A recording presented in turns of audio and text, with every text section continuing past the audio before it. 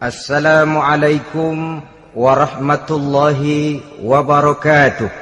Waalaikumsalam warahmatullahi wabarakatuh. Bismillahirrahmanirrahim. Alhamdulillahi rabbil alamin. Wassalatu wassalamu ala ashrafil anbiya'i wal mursalin, Sayyidina wa maulana Muhammadin wa ala alihi wa ashabihil mujahidin at-tahirin, amma ba'du. Saudara-saudara kaum muslimin rahimakumullah. Pada pertemuan kali ini kita akan membicarakan riwayat Nabi Adam alaihi salam. Nabi Adam diciptakan oleh Allah dari tanah dan merupakan manusia pertama serta bapa dari seluruh umat manusia. Pada saat Allah hendak menciptakan Nabi Adam, Allah berkata kepada malaikat, "Inni ja'ilun fil ardi khalifah." Aku akan menjadikan seorang khalifah di permukaan bumi. Malaikat dengan nada sedikit protes berkata, "Ataj'alu fiha may yufsidu fiha wa yasfiku ad-dima wa nahnu nusabbihu bihamdik wa nuqaddisu lak." Tuhan, apa perlunya engkau ciptakan seorang khalifah di permukaan bumi? Kelak kalau mereka berkembang biak, kerjanya hanya akan melakukan kerusakan, menumpahkan darah, saling bermusuhan satu sama lain. Sedangkan kami, kata malaikat, sudah cukup bertasbih memuji kebesaranmu. Allah kemudian menjawab, "Inni a'lamu ma la ta'lamun." Aku lebih tahu tentang apa yang kalian semua tidak mengetahuinya. Setelah diciptakan Nabi Adam daripada tanah, ditiupkan roh, maka Allah kemudian mengajarkan kepada Nabi Adam berbagai macam ilmu pengetahuan. Wa 'allama Adam al-asma'a kullaha. Kemudian Allah mengajarkan Nabi Adam nama-nama segala sesuatu. Nama merupakan simbol daripada ilmu pengetahuan. Nabi Adam akan dijadikan khalifah di permukaan bumi. Maka dibekali oleh Allah Subhanahu wa taala al-asma'a kullaha, nama-nama segala sesuatu. Yang dimaksud di sini ialah al-ulumal katsirah, ilmu pengetahuan yang banyak. Malaikat pada mulanya protes. Kami kan sudah cukup bertasbih Tuhan. Kami kan sudah cukup memujimu. Untuk apa lagi membuat manusia sebagai khalifah di permukaan bumi? Seolah-olah malaikat tidak setuju. Allah yang maha tahu rahasia segala sesuatu memberikan vonis, aku lebih tahu tentang apa yang kalian semua tidak tahu. Oleh karena Nabi Adam dipersiapkan untuk menjadi seorang khalifah di permukaan bumi, maka dibekali oleh Allah dengan ilmu pengetahuan. Begitu Nabi Adam dan begitu kita. Karena bukan cuma Nabi Adam, kita pun oleh Allah dijadikan sebagai khalifah-khalifah di permukaan bumi ini. Yang nilai kekhalifahan kita bergantung kepada kondisi kita masing-masing. Ada orang yang menjadi khalifah level internasional, menjadi pemimpin dunia Islam. Ada orang menjadi khalifah level nasional saja. Ada khalifah tingkat kota saja, ada khalifah tingkat kecamatan, ada khalifah tingkat RW, RT, sekurang-kurangnya khalifah untuk tingkat rumah tangga masing-masing. Nah, tanpa membekali diri dengan ilmu pengetahuan, jangan berharap kita akan bisa melaksanakan tugas sebagai khalifah di permukaan bumi ini. Apapun saja, Nabi mengajarkan man aradad dunya fa'alaihi bil ilmi wa man aradal akhirata fa'alaihi bil ilmi wa man aradahuma fa'alaihi bil ilmi. Siapa yang menginginkan dunia harus dengan ilmu. Yang menginginkan akhirat juga harus dengan ilmu. Yang menginginkan dunia akhirat juga harus dengan ilmunya. Tanpa dasar ilmu, maka manusia tidak akan bisa menjalankan tugas kekhalifahan. Setelah diajarkan Adam nama segala sesuatu, dikonfrontir, dihadapkan dengan malaikat. Hei malaikat, kalau tadi kamu bilang buat apa perlunya menciptakan khalifah? Nih bentuknya. Adam. Sekarang hei malaikat, coba kamu sebutkan nama segala sesuatu ini yang ada di sini ini. Malaikat berkata, Subhanaka la ilma lana illa ma 'allamtana. Ya Allah, kami tidak punya ilmu, kami tidak tahu semua itu kecuali apa yang telah Engkau ajarkan kepada kami. Kalau kamu tidak sanggup, Adam, sebutkan nama-nama semua itu. Adam menyebutkannya dengan lancar. Ketika itulah Allah memerintahkan malaikat untuk sujud kepada Nabi Adam alaihi salam. Sujud di sini bukan sujudul ibadah, sebab sujud ibadah kepada yang selain Allah haram. Tapi sujud di sini sujudut tawadhu' i'tirafan bifadli Adam. Sujud merendahkan diri sebagai pengakuan terhadap keutamaan dan kelebihan Nabi Adam. Maka orang yang banyak ilmunya lebih utama dari orang yang hanya banyak ibadahnya. Bahkan iblis lebih takut kepada orang alim yang sedang tidur daripada orang goblok yang lagi ibadah. Model ini diceritakan dalam Ihya'nya Imamul Ghazali. Iblis masuk ke masjid mau menggoda orang lagi sholat. Sudah masuk di pojok masjid, dia lihat orang lagi tidur. Ngacir iblis keluar, cepat benar. Pucat mukanya. Ketemu di jalan sama temannya. Kenapa lari, Mas?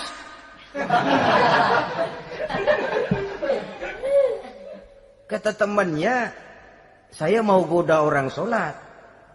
Lalu tiba-tiba di pojok masjid saya lihat ada orang lagi tidur. Saya takut betul sama itu orang. Lari saya keluar. Loh, sama yang sembahyang sampean nggak takut, kok sama yang tidur takut bagaimana? Yang tidur itu orang alim. Yang lagi sembahyang itu orang goblok. Oh, godain orang goblok, saya colek juga dia lupa sembahyang. Tapi orang alim ini saya takut betul. Lah kalau diukur dengan malaikat waktu itu Nabi Adam, ibadahnya lebih banyak malaikat, jelas. Sudah bertasbih, sudah bertahmid malaikat. Nabi Adam baru diciptakan. Tapi kenapa Allah perintah malaikat sujud kepada Adam? I'tirafan bifadli Adam. Keutamaan Nabi Adam. Pantas untuk diserahi tugas sebagai khalifah mengatur kehidupan di muka bumi. Kalau malaikat yang jadi khalifah di dunia ini, nggak rame dunia. Coba, malaikat material, harta nggak perlu. Seksual nggak perlu. Dunia ini hambar. Justru dunia ini menjadi ramai setelah manusia diberikan fungsi sebagai malaikat, sebagai khalifah oleh Allah Subhanahu wa taala. Saudara-saudara kaum muslimin rahimakumullah, setelah nyata kelebihan Nabi Adam, maka Allah perintahkan Nabi Adam tinggal di surga dengan segala kenikmatan yang ada di dalamnya. Tapi lantaran sendirian, kesepian Nabi Adam ini. Allah Maha Tahu, maka diciptakannya pasangannya, yaitu Siti Hawa dari tulang rusuk yang sebelah kiri. Sehingga Nabi pernah pesan begini, Istausu bin nisa fa innahunna khuliqna min dhil'in. Hati-hati kamu ngadepi perempuan. Yang tolong dengar nih yang laki-laki, yang perempuan belaga budak aja dulu lah. Hati-hati kamu ngadepi perempuan. Fa innahunna khuliqna min dhil'in, karena perempuan diciptakan dari tulang rusuk sebelah kiri. Apa watak tulang rusuk? Tulang rusuk itu kan bengkok. Perempuan tuh begitu. Didiemin aja, bengkok terus, dikerasin patah.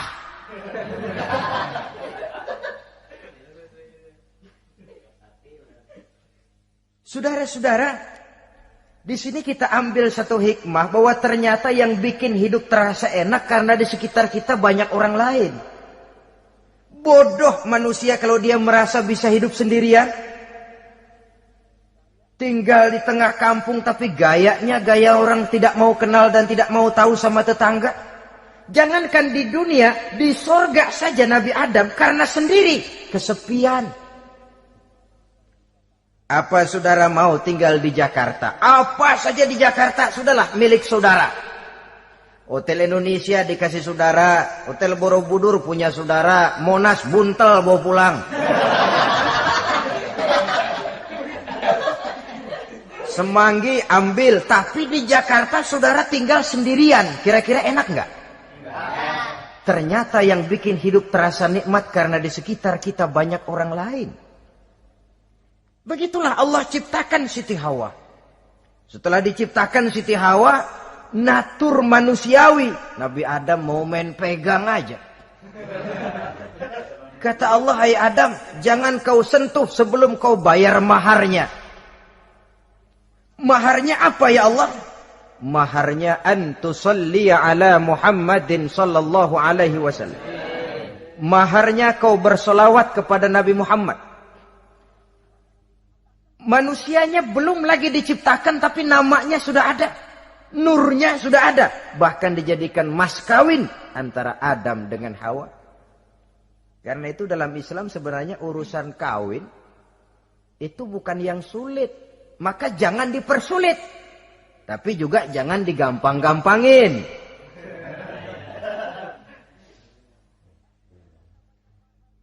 Artinya yang namanya mahar ini, walaupun cuma sebentuk cincin besi kalau orang sangat tidak mampu. Bahkan dengan mengajarkan Fatihah saja sah sudah. Saya terima nikahnya Fulanah binti Fulan, dengan mas kawinnya saya ajarkan dia surah Fatihah. Kalau memang kere betul, tidak punya apapun, sah sudah itu. Agama ini mudah, karena itu jangan dipersulit, tapi juga jangan digampang-gampangin. Setelah itu Allah memerintahkan, Ya Adam uskun anta wa zawjukal jannah. Hai Adam, kau dan istrimu tinggallah dalam surga.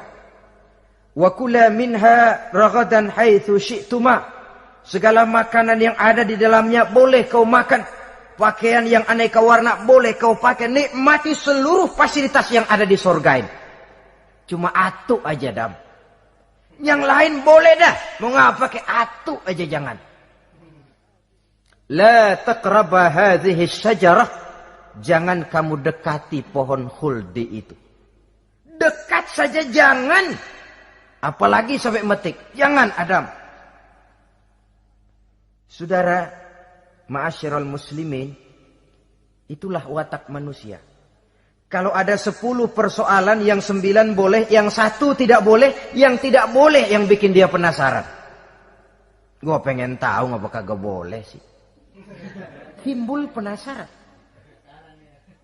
Apalagi iblis selalu berusaha. Sebab pada waktu malaikat disuruh sujud, semuanya sujud kepada Adam. Iblis tidak mau sujud. Tuhan tegur, iblis, kenapa kamu tidak mau sujud? Mana mungkin Tuhan, saya akan dibikin dari api, kata iblis. Adam dari tanah, unsur api lebih mulia dari unsur tanah.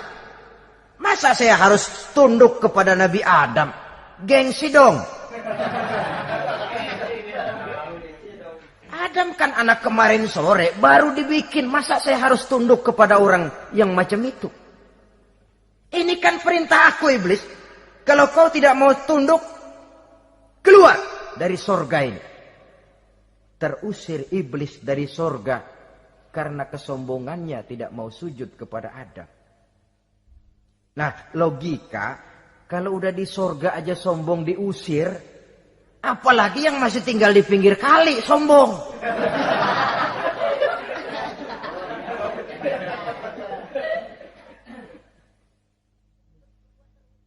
Tapi sejak peristiwa terusirnya itu, iblis bikin proklamasi. Apa proklamasi iblis? Rabbi fanzirni ila yaumi yub'asun.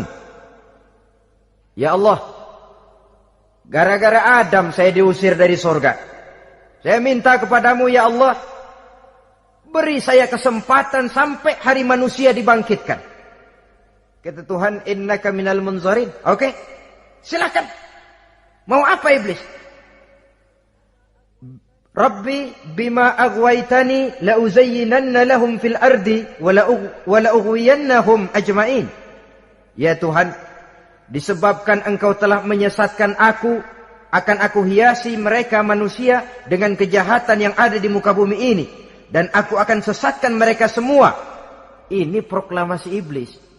Gara-gara Adam saya terusir dari surga, maka sejak saat ini Adam dan seluruh keturunannya musuh bebuyutan saya.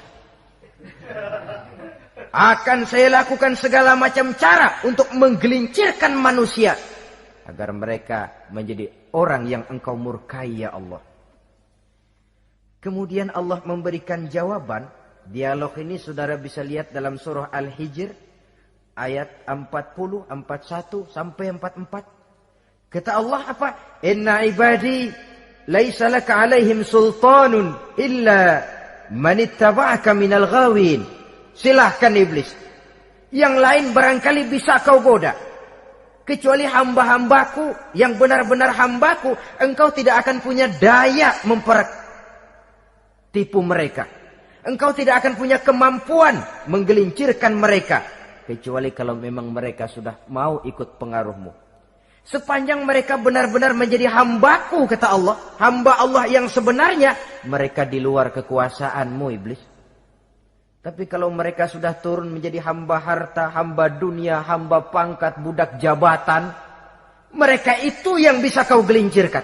Selama mereka masih tetap sebagai hambaku, kata Allah, mereka di luar jangkauan kekuatan dan kekuasaanmu iblis.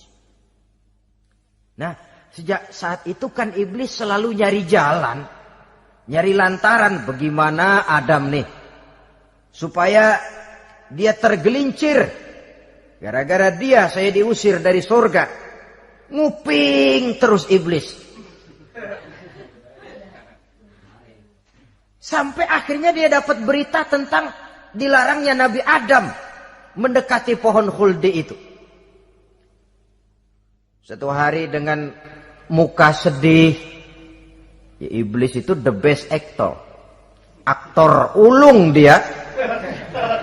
Dengan roman muka sedih, dia datang kepada Nabi Adam dan Siti Hawa. Kata Nabi Adam, iblis, ente kok tampangnya demek amat sih?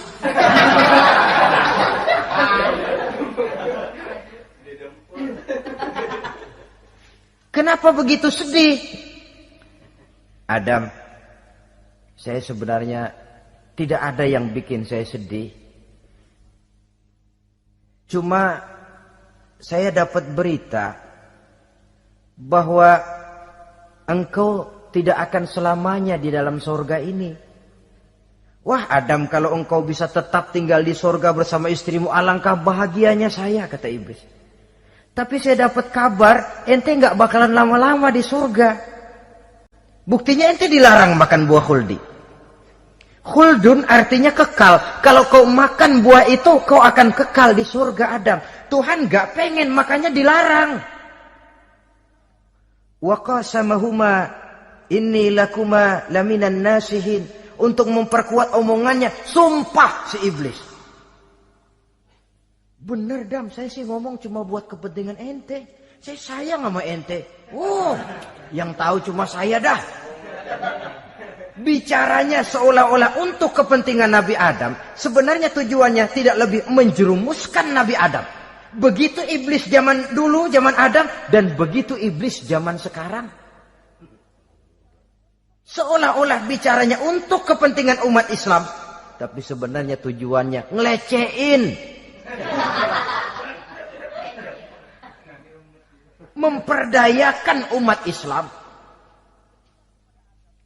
Dia bilang kepada Adam, saya sih cuma ngasih saran Adam, kalau ente pengen selamanya di surga, petik aja tuh buah. Pokoknya beres dah. Itu si Tuhan ngelarang, ja bohongin doang lo. Supaya kau dan istrimu tidak lama-lama di surga, maka dilarangnya kau memakan buah khuldi itu. Udah, embat aja. Saudara-saudara,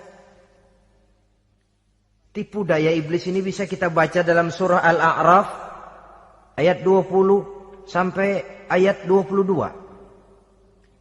Nabi Adam tergoda, ditambah oleh bujuk rayu Siti Hawa. Nabi Adam yang setengah hati itu akhirnya terpancing betul. Sebab itu perempuan, walaupun peranannya tidak begitu kelihatan, tapi memang sangat menentukan. Tidak ada seorang suami bisa sukses jadi apapun dia tanpa peran serta istrinya. Karena itu sebagai muslim, kita punya teman hidup dan kita punya lawan hidup. Siapa teman hidup kita? Dalam arti sempit, teman hidup kita istri. Kalau dia istri tentu suami yang taat kepada Allah dan Rasulnya. Dalam arti luas, teman hidup kita ialah setiap muslim. Setiap orang yang pandangan hidupnya sama dengan kita. Itu teman hidup. Lalu lawan hidup kita siapa? Lawan hidup kita secara mutlak iblis dalam segala bentuknya. Iblis yang berbentuk halus, ini ngusirnya rada lebih gampang. Konon ya, iblis setan itu kalau dengar orang azan kan lari. Takut dia, dibacakan bismillah, minggir. Yang sulit diusir ini iblis yang berbentuk manusia. Diazanin nyengir.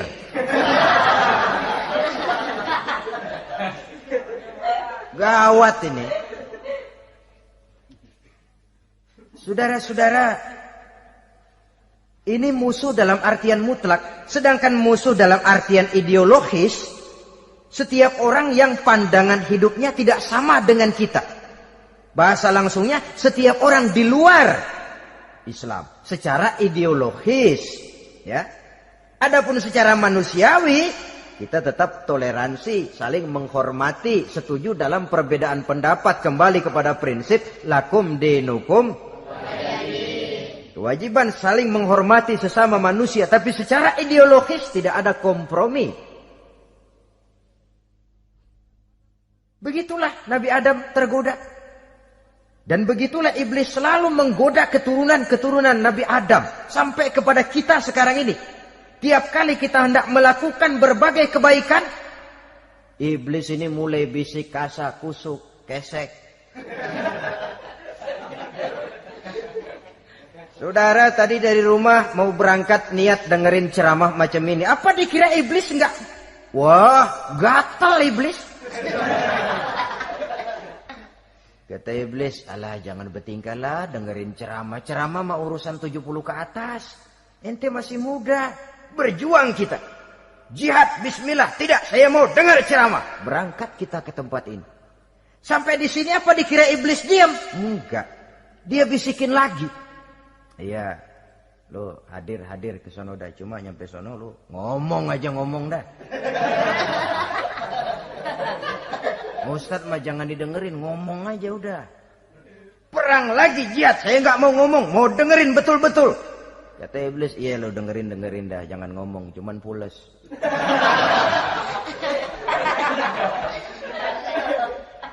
Segala macam cara dilakukan oleh iblis untuk menggelincirkan manusia. Ketika Nabi Adam mengambil buah khuldi itu, datanglah murka Allah. Adam, seolah-olah kalau bahasa kita, kelewatan kamu Adam. Dari belum ada aku ciptakan kau. Barangkali kau merasa kesepian, aku ciptakan Hawa.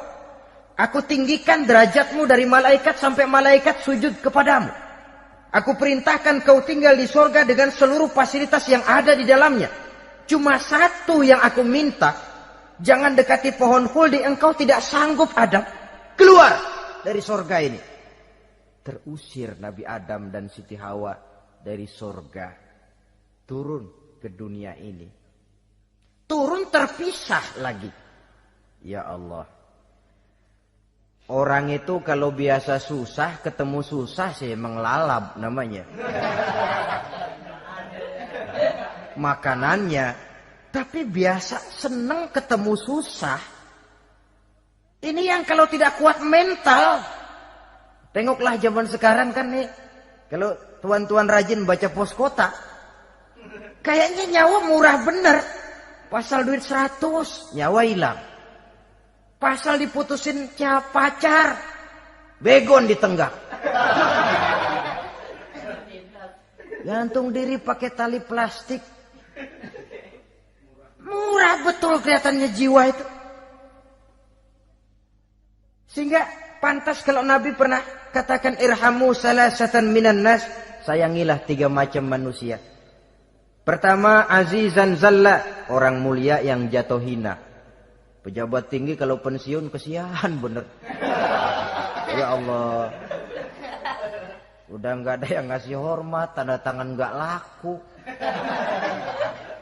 Azizan zalla, orang mulia yang jatuh hina.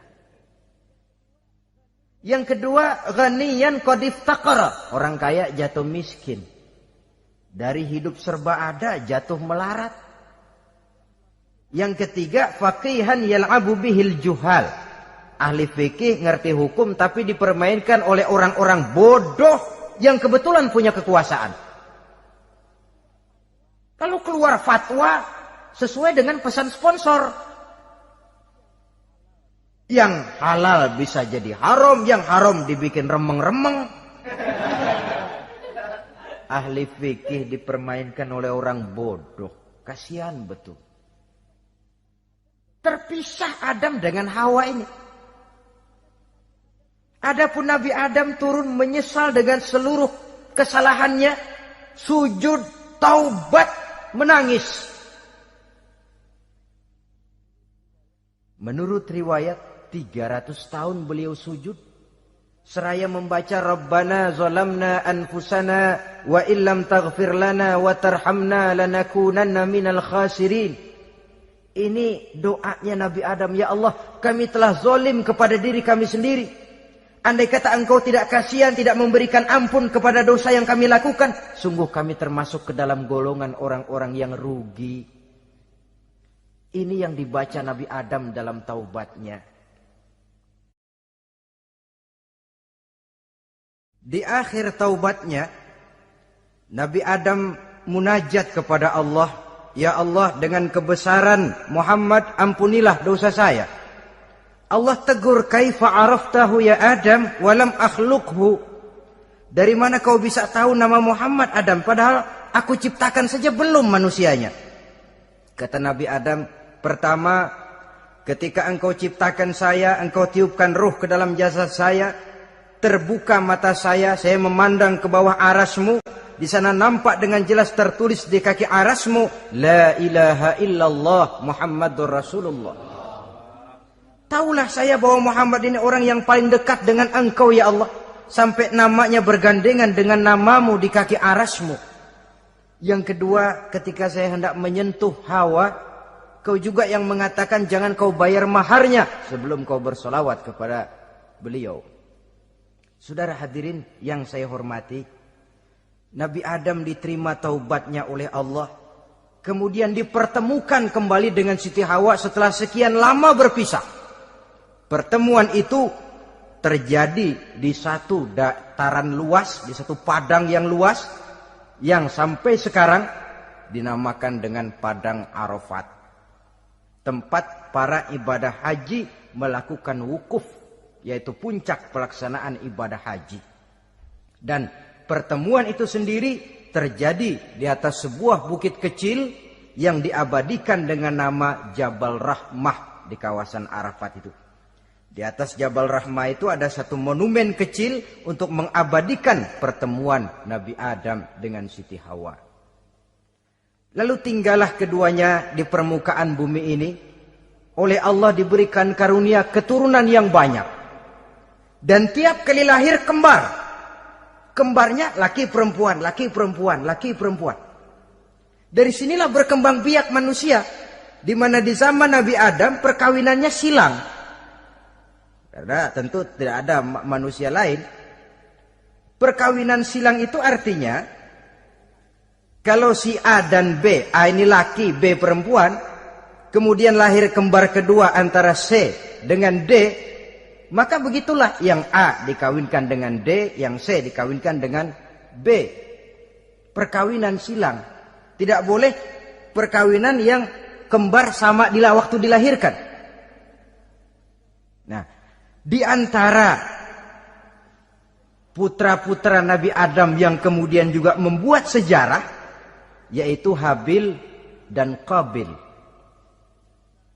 Habil, saudara kembarnya namanya Labuda, perempuan. Qabil, saudara perempuannya Iklimah. Menurut hukum perkawinan waktu itu harus silang. Habil harus kawin dengan Iklimah dan Qabil harus kawin dengan Labuda. Tapi Qabil protes. Dia kepengen kawin dengan saudara kembarnya sendiri. Dalam arti yang sama-sama dilahirkan dengan dia, yaitu Iklimah. Kenapa? Karena kebetulan rupa Iklimah ini lebih cantik daripada Labuda. Protes kepada ayahandanya Nabi Adam. Abah, saya tidak terima, saya harus kawin dengan Iklimah. Tidak Qabil, kamu harus kawin dengan Labuda. Enggak mau. Kenapa dengan Labuda? Kurang kece.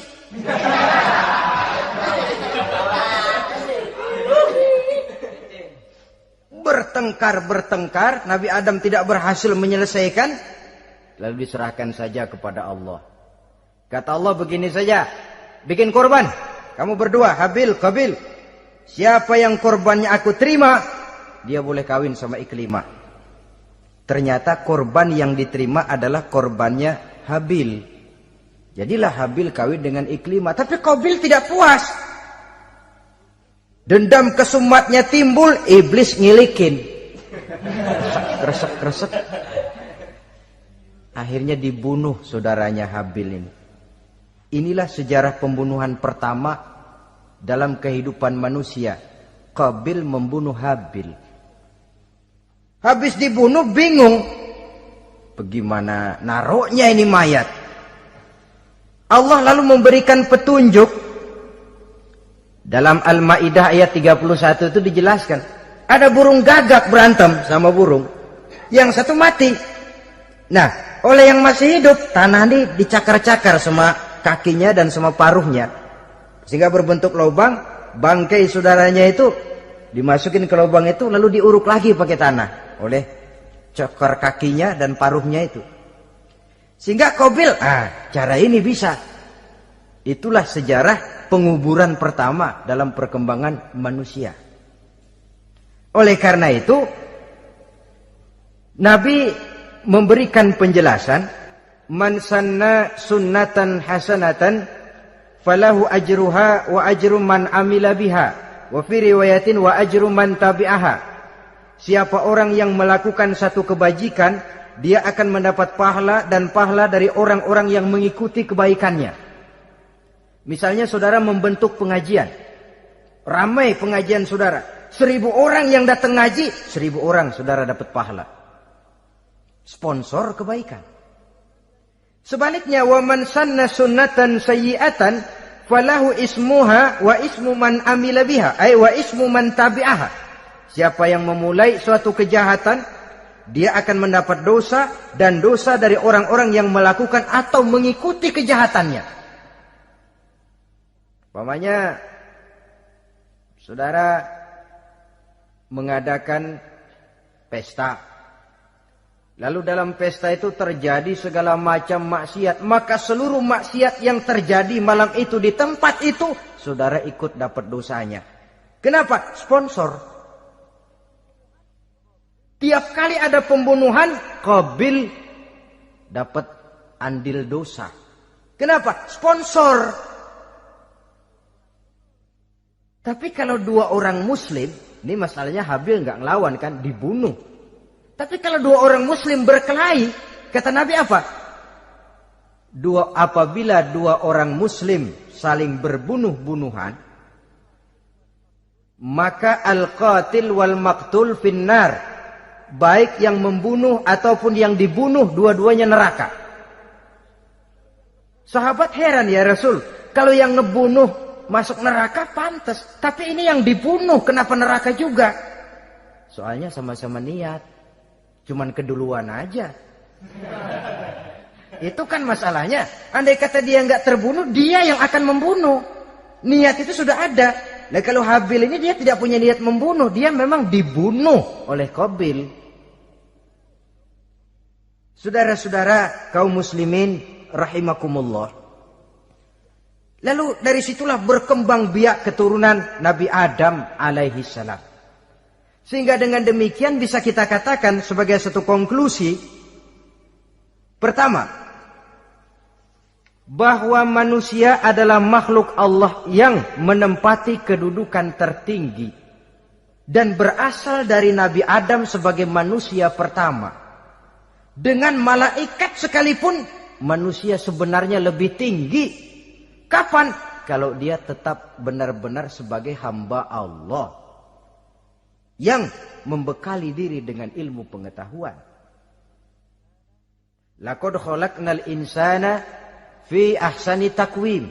Kami ciptakan manusia dalam bentuk yang paling baik. Dan ketinggian manusia itu tidak ditentukan oleh bahan-bahan dari mana manusia diciptakan. Tapi ditentukan oleh adanya roh yang ditiupkan ke dalam jasadnya. Dan kemampuan yang ditimbulkan oleh nilai-nilai rohaniah tadi. Kalau secara biologis kita ini semua bahannya sama. Dari saripati mak tanah yang menghasilkan buah yang dimakan oleh mak bapak kita, membentuk hormon, menghasilkan sperma, terjadi kerjasama yang baik antara ibu dan bapak,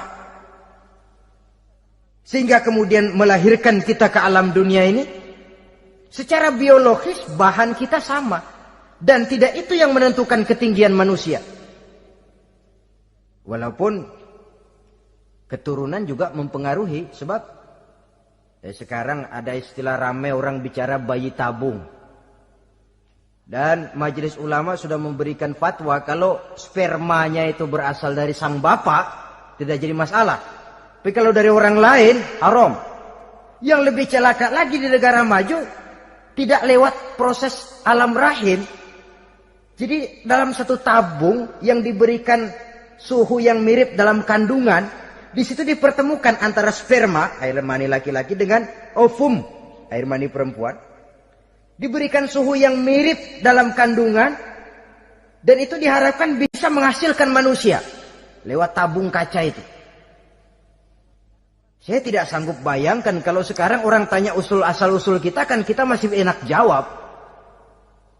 Kamu anak siapa? Oh, bapak saya Fulan, ibu saya Fulana. Oh, kenal saya. Tapi manusia yang akan datang kalau proyek ini berhasil, bapakmu siapa? Enggak tahu, saya dulu keluar dari tabung, Pak. Rendah betul martabat manusia. Sama saja dengan ada perempuan pernah protes, Pak, Islam itu enggak adil katanya. Kenapa? Masa dalam Islam laki-laki boleh kawin lebih dari satu, tapi perempuan enggak boleh kawin lebih dari satu? Supaya sama-sama adil, boleh dong perempuan punya laki lebih dari satu. Saya bilang, justru disitulah Islam itu hendak menjaga martabat manusia. Kalau seorang suami punya istri empat-empatnya lalu hamil, bapaknya jelas. Tapi kalau perempuan satu punya suami 4 lalu hamil, bapaknya yang mana ya?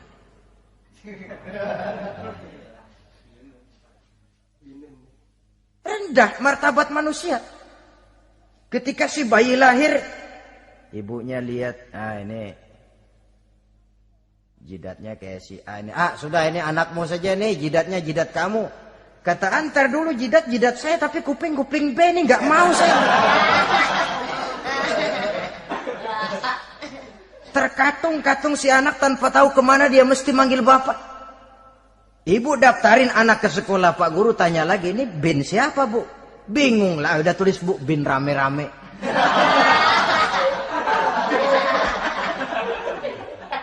Kan rusak martabat manusia kalau sudah begitu. Justru Islam ini menjaga ketinggian martabat manusia. Jadi manusia itu fi ahsani takwim. Kapan? Kalau dia bisa menjaga kehambaannya di hadapan Allah dengan melaksanakan fungsi sebagai khalifah di permukaan bumi. Tapi bila dia sudah tidak lagi menjadi hamba Allah, tidak lagi berfungsi sebagai khalifah, dia sudah masuk summa radadnahu asfala safilin. Kami kembalikan ke tempat yang paling rendah, lebih rendah dari binatang sekalipun. Kalau dia tetap menjaga posisinya lebih tinggi dari malaikat. Malaikat saja sujud kepada Nabi Adam. Apalagi kepada makhluk-makhluk yang lain manusia ini. Tapi kalau dia tidak pandai, lebih rendah daripada binatang. Inilah uniknya makhluk bernama manusia. Dengan posisinya dia bisa menjadi lebih tinggi dari malaikat. Tapi juga dia bisa meluncur lebih rendah daripada binatang. Untuk menjaga itulah diperlukan agama dalam kehidupan kita sekarang ini. Bukan cuma sebagai lipstick, tapi sebagai pedoman, sebagai way of life yang akan mewarnai cara kita berpikir, state of mind, rule of thinking, cara kita memandang kehidupan ini diwarnai oleh nilai-nilai agama. Dengan demikian, maka manusia bukan keturunan kera. So, ada satu teori namanya teori evolusi yang disampaikan buat pertama kali oleh Charles Darwin. Dia mengemukakan teori bahwa perkembangan kehidupan sesungguhnya di dunia ini menunjukkan mata rantai yang utama melalui apa yang dia namakan seleksi alamiah. Mula-mula dari ikan, melalui seleksi ke amfibi, dari amfibi ke reptil, dari reptil ke mamalia, dari mamalia ke mamalia kecil, dari mamalia kecil ke primat, dari primat ke monyet, dari monyet menjadi Homo erectus. Ini teori Darwin. Tapi dia tidak jelas-jelas mengatakan bahwa manusia keturunan monyet. Hanya seketurunan. Seketurunan kan tidak berarti keturunan. Begini saja. Toyota Kijang sama Toyota Corolla itu seketurunan. Tapi Corolla dengan Kijang kan lain. Cuma seketurunan. Dalam arti sumbernya sama. Makhluk yang tidak tahan seleksi alam oleh udara yang sangat dingin, perkembangan cuaca yang sangat panas, gempa bumi dan sebagainya, seleksi alam dia namakan, hilang, musnah dari peredaran. Seperti ada binatang raksasa itu dinosaurus, sekarang kan cuma tinggal dongeng saja, tinggal nama atau kerangka. Itu oleh seleksi alam dia nggak lulus, hilang. Yang bertahan, yang lulus seleksi alam. Manusia walaupun kecil yang lulus seleksi alam ini. Biar dihantam gempa bumi, angin topan, tetap aja ngejedok.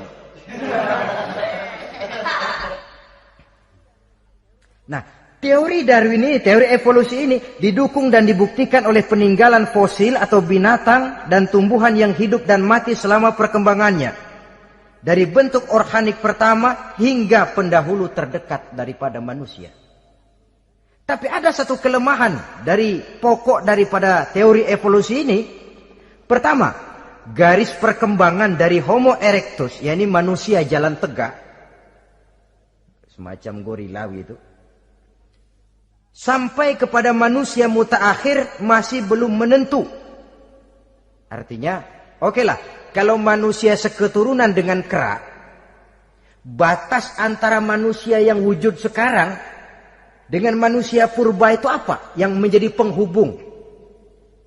Monyet tidak mungkin. Ini dianggap mata rantai yang hilang, missing link namanya dalam istilah ilmiahnya. Dan ini masih dicari sampai sekarang.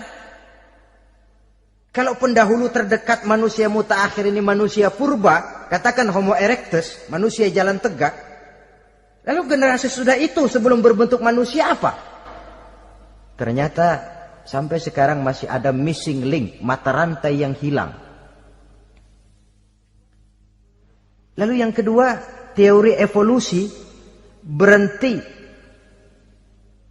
kepada manusia mutaakhir. Kalau memang kita manusia sekarang ini hasil evolusi, tentu kita akan terus berevolusi lagi. Dan akan jadi apa kita nanti? Ternyata sudah ribuan tahun manusia tetap manusia begini-begini aja. Tidak berevolusi kita ini. Apa lalu matanya jadi cuma satu di tengah? Hasil evolusi? Kan tidak. Tidak berevolusi. Jadi kembali kepada Quran, manusia pertama adalah Nabi Adam. Dan manusia-manusia berikutnya keturunan daripada Nabi Adam. Dan bukan hasil evolusi daripada monyet. Juga tidak akan berevolusi kemana-mana. Kalau demikian benarkah teori evolusi? Untuk mengatakan mutlak benar bukan wewenang kita. Untuk mengatakan salah total juga kebenaran ilmu adalah relatif sebagai relatifnya daya pikir manusia. Di samping dia harus membuktikan kebenarannya, maka kebenaran ilmiah adalah kebenaran yang relatif dan temporer. Contoh kecil saja.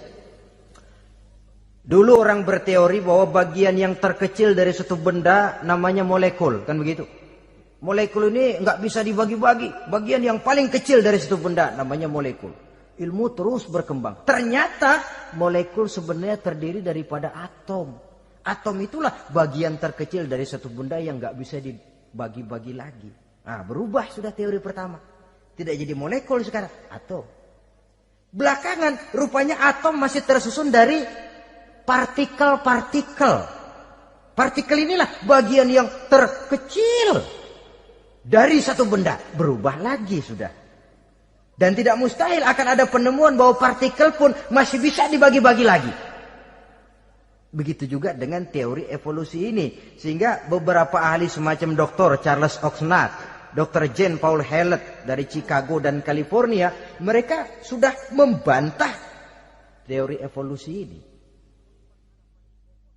Namun masalah paling pokok dari kita ialah kita diciptakan oleh Allah berasal dari Nabi Adam alaihi salam.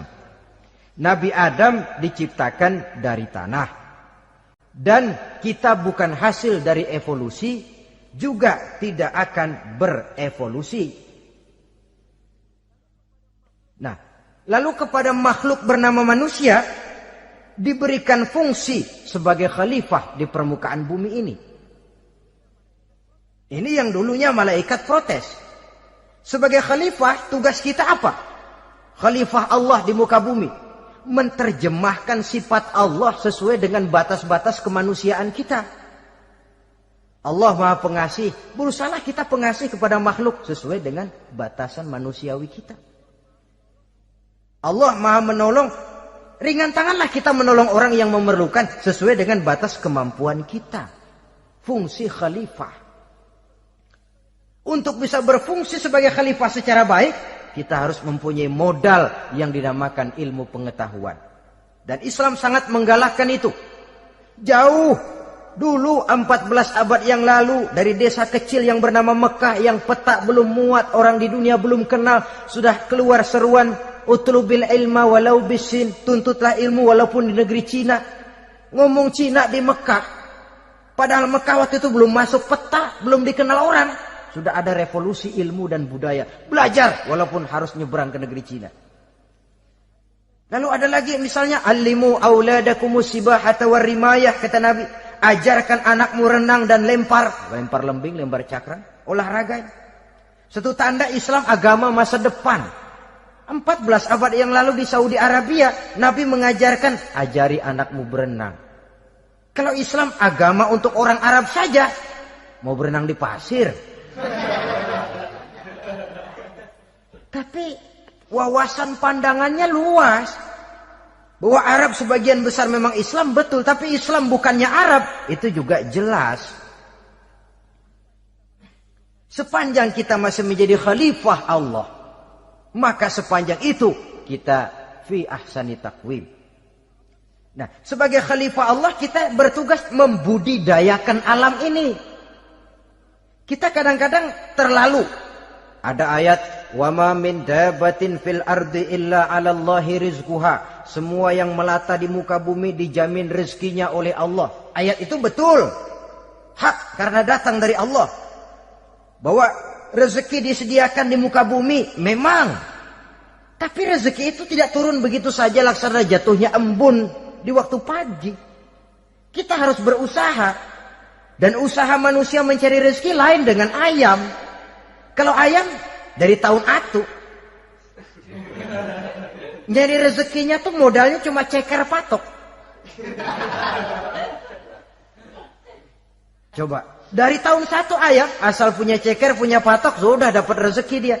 Nggak perlu masuk TK, SD, SMP. Tapi manusia cari rezeki, apalagi zaman sekarang. Persaingan hidup tajam, lapangan kerja sulit, tensi ekonomi tinggi. Masuk sekolah urusan, tamat sekolah urusan. Kadang-kadang dilema juga. Masuk perguruan tinggi negeri sulitnya setengah mati kayak onta masuk ke lubang jarum. Masuk perguruan tinggi swasta yang favorit biayanya selangit. Artinya tanpa membekali diri dengan ilmu, keahlian, skill, kemampuan, fungsi sebagai khalifah sulit untuk bisa kita laksanakan. Saudara-saudara kaum muslimin yang berbahagia. Kalau fungsi khalifah ini mampu kita laksanakan, iblis putus asa sudah. Sebagai khalifah, di satu pihak kita menyembah hanya kepada Allah, di lain pihak kita membudidayakan alam ini. Ada apa sih di perut bumi? Minyak, gas, timah, emas. Ada apa sih di lautan? Pelajari lewat oceanografi, membudidayakan alam. Air sungai supaya arusnya nggak mengalir mubazir. Ada manfaatnya, bisa menimbulkan energi yang menghasilkan tenaga listrik. Bisa mengairi persawahan, irigasi. Bikin apa? Bikin dam, membudidayakan alam. Tapi juga mengislamkan budidaya itu. Bahasanya mengkulturkan natur, mengislamkan kultur. Membudidayakan alam dan mengislamkan budi dan budaya manusia ini.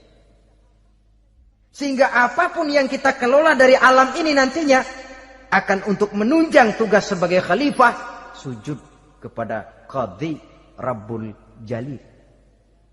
Saudara-saudara, maka bersyukur kita oleh Allah dijadikan manusia. Tidak pesan, terima beres, cantik. Dari segi biologis maupun psikologis, tidak ada makhluk secantik manusia. Dibekali dengan agama di samping akal. Sehingga agama membimbing akal agar sampai kepada kebenaran yang hakiki. Kita sebagai keturunan Nabi Adam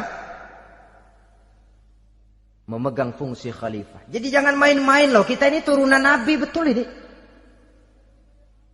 Saudara-saudara yang hadir semua di depan saya ini, termasuk saya, kita ini turunan Nabi kita ini. Nabi Adam. Jangan main-main loh. Turunan Nabi gini-gini. Nabi Adam.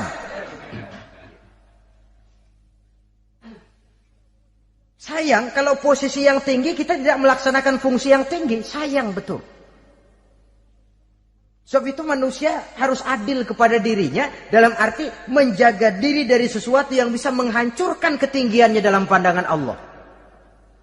Jadi kalau kita sudah lemparkan diri ke meja judi, hanyutkan diri ke tempat mabuk, hancurkan diri di tempat maksiat, itu sudah tidak adil kepada diri sendiri. Tidak bisa menjaga ketinggian yang diberikan Allah kepada kita. Dikasih baju bersih, dicemplungin di comberan, diinjek-injek lagi. Kita ini diciptakan fi ahsani taqwim. Masa mau turun berbuat seperti binatang, itu makhluk rendah? Masa mau mengikuti tipu dayanya iblis, dia sudah proklamasikan bahwa itu musuh bebuyutan kita? Innahu lakum aduwwum mubin. Setan musuhmu yang jelas dalam segala bentuknya. Saudara-saudara, nah, untuk berfungsi sebagai khalifah ini sekali lagi bekali diri dengan ilmu pengetahuan.